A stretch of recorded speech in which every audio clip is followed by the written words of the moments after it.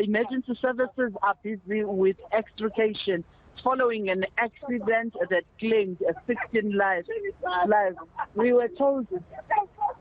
Please continue.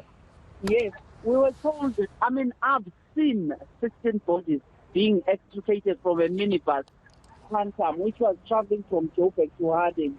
Unfortunately, it was involved in an accident before it even reached Maritzburg. On the N3, it's happened bound just below Pietermaritzburg, that is near Town Hill.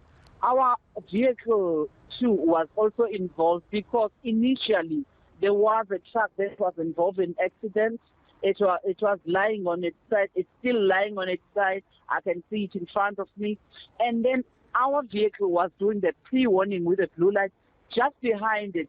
I don't know who lost control between two trucks and the other vehicles. And I'm not too sure how the accident happened. However, one told me that 2 minibuses were trying to overtake, and that's how the accident happened. You know, at Town Hill, it's a construction area. Since it's a construction area, the speed has been reduced to 80. But if you're flying, really, you can have, or shall I say, experience an accident like this. Because if you look at the truck, it drove over the minibus right on top of it. And you can see it was quite a momentum. At the moment, we're waiting for the cleanup. The extrication has been finished. It started in the early hours of the morning from 4 o'clock. There is no traffic here except fire and other emergency services. RTI is also here on scene, and Zinhle Mngomezulu obviously is here. Will give us maybe 2 hours in order for us to clear the scene.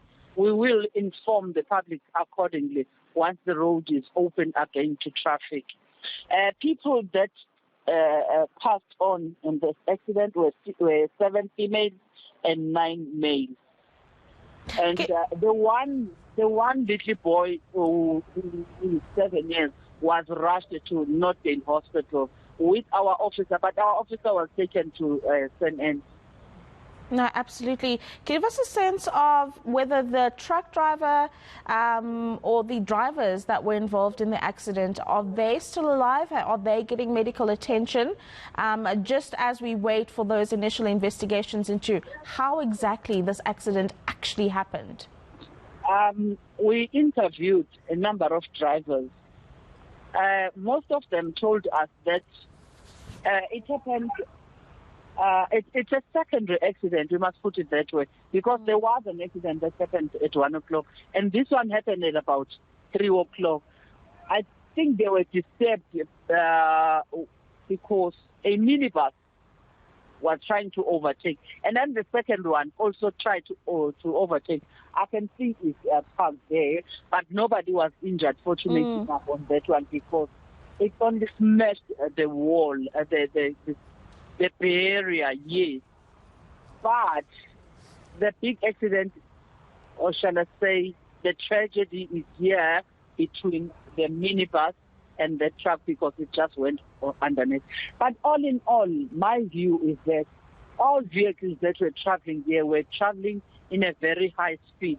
You can see that it was quite a momentum for 1, 2, 3, 4, 5 vehicles to get bent like this. And the occupants in the minibus were just bent beyond recognition. Well, that's a very, very tragic situation that you've just described. There's some really gruesome things that you're saying about the manner in which those 16 people sadly passed away. I think it's fortunate that the little boy is getting medical attention. We hope that he survives. And of course, we will continue to furnish you with the details of that accident. That's Zinhle Mngomezulu, who's the Traffic Inspectorate from the Road Traffic Inspectorate, rather. She's an analyst there in Pietermaritzburg at the scene. And of course, we've got Zinhle, who is making his way there and will continue to give us updates as to the developments around not only how it happened, but what happens going forward.